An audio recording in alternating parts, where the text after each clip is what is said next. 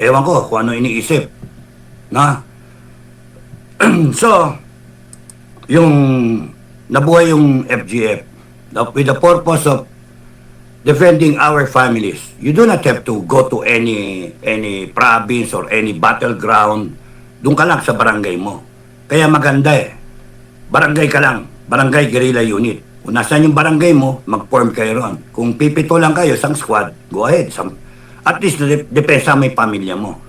And then, mag-apply ka ng license sa baril kung kaya mo.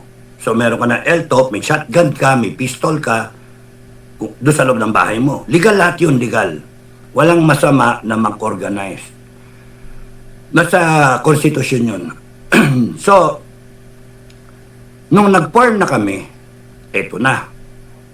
May tumawag sa akin na opisyal. Tapos nun, yun daw ang gusto niyang gawin. I-form yung FGF. Hindi yung mag-form ng ng guerrilla force. Yun ang kasi yun ang pag-usapan, guerrilla, no?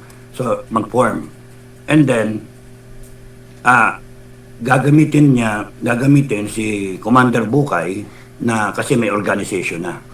Okay. Okay, mga ka-Romeboy, ito ang mga mainit na reaction ngayon, no?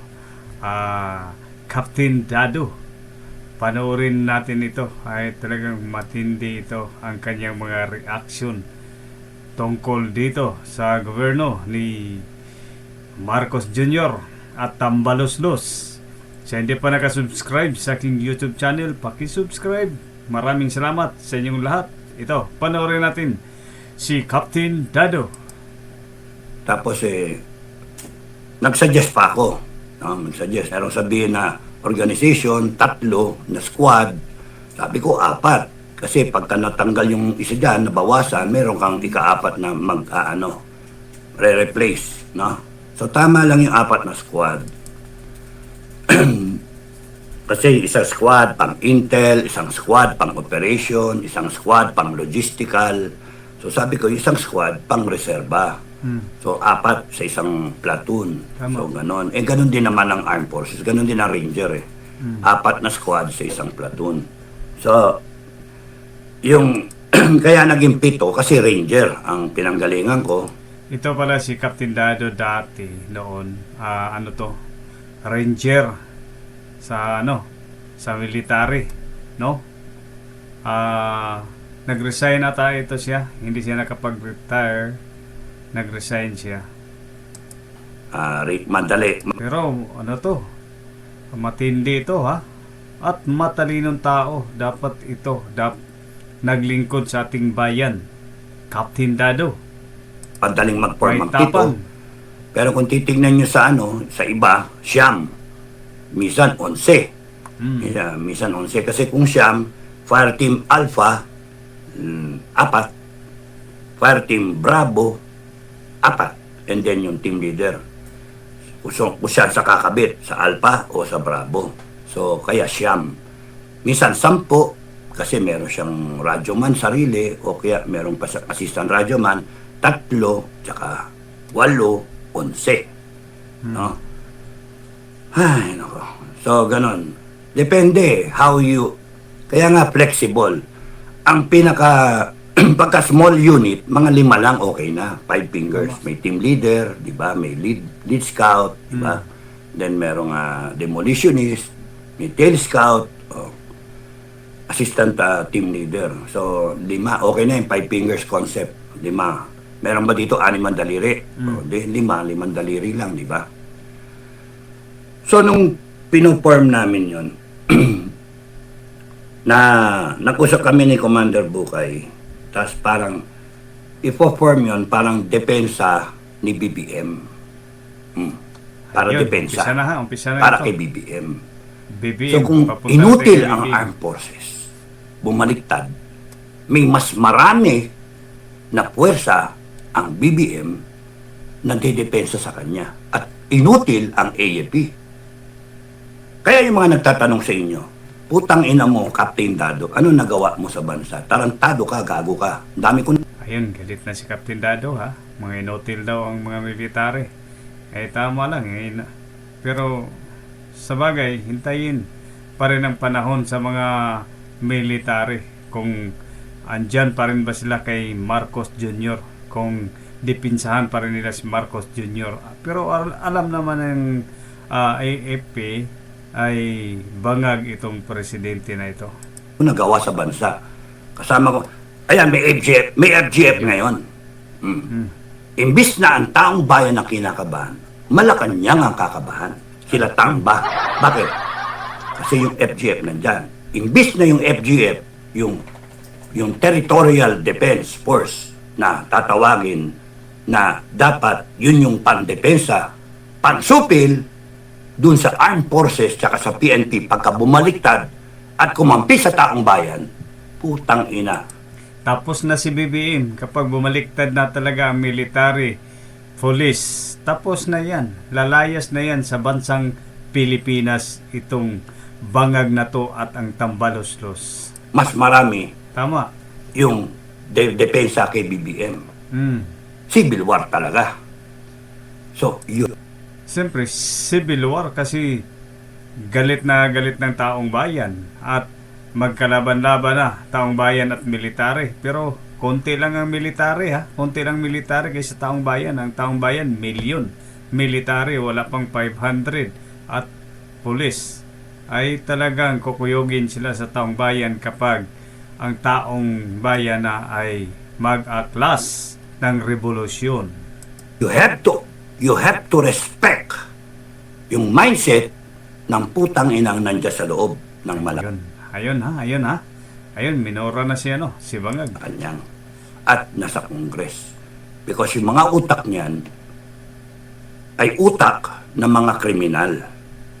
They do not care kung mamatay kayo. They do not care na Ang kapal talagang mukha nito ni Marcos Jr. Alam niya nga binatikos na siya. Ayaw na ng taong bayan sa kanya. Pero nanatili pa rin siya sa kanyang kapangyarihan at ito si Tambaloslos. Walang hiya talaga itong mga tao nito. Uubusin talaga nila ang pira ng Pilipinas hanggang mabankrupt ang Pilipinas bago siguro sila bumaba sa pwesto. mauwi tayo sa gera. Okay? So, hinay-hinay kayo, mga kababayan. Hinay-hinay kayo. Ako hudyat. Ako ang hudyat. Patayin nila ako. Gusto ko ito si Captain Dado dahil talagang may malasakit sa bayan at matapang. Dapat talaga maglingkod ito sa bayan kung si Vice President Inday Sara Duterte na magiging presidente, dapat talaga ay nasa kabinete ito kasi matapang ito, mapakinabangan sa ating bansa. Patayin nila ako. Automatic yun. Revolusyon na. Kasuhan nila ako. Automatic yun. Revolusyon na. O, anong gagawin nila ngayon? Yun yung pronouncement ko, yun yung order ko. Sige, kasuhan nyo ako. Putangin nyo. Kasuhan nyo ako. Yung mga vlogger, sinasabi dapat kasuhan ako. Tinatakot ako ngayon. Takinan nyo. Hindi ako natatakot sa inyo.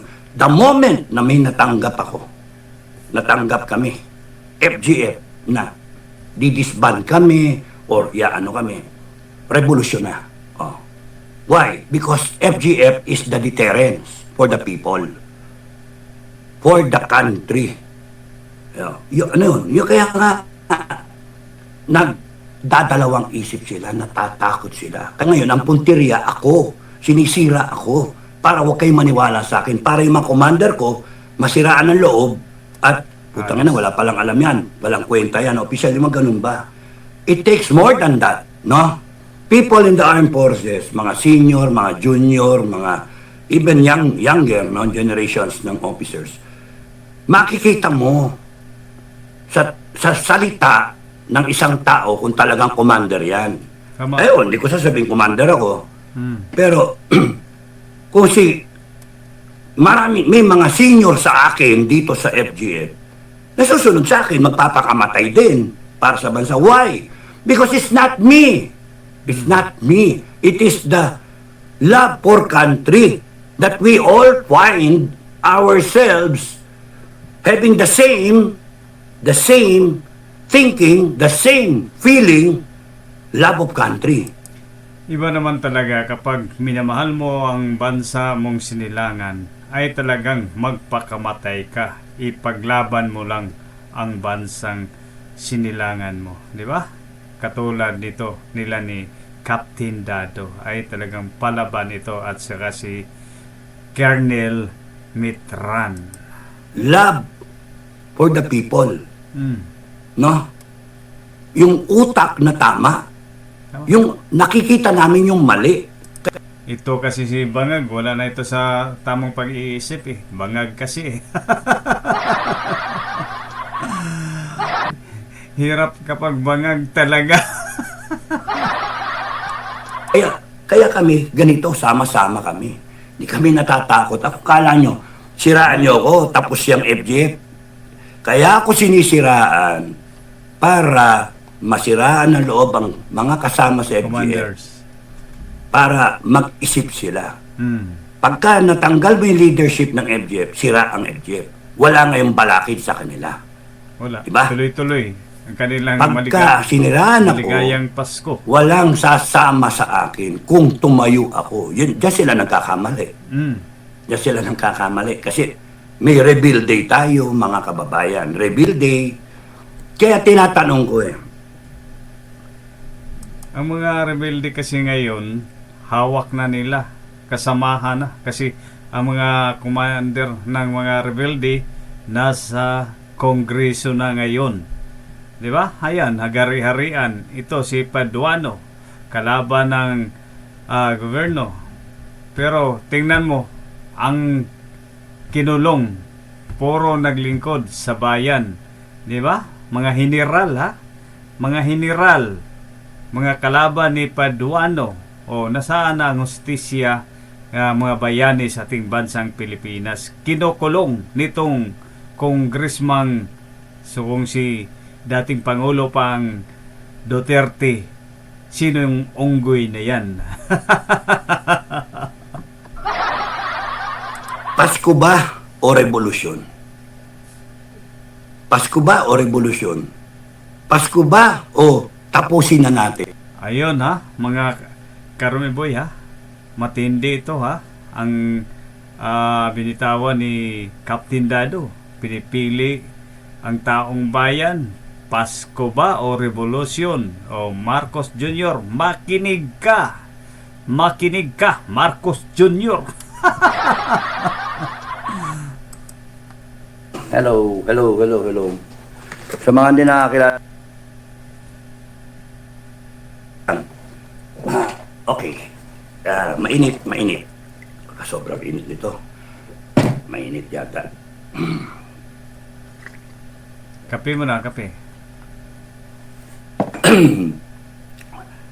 Mi. Okay na.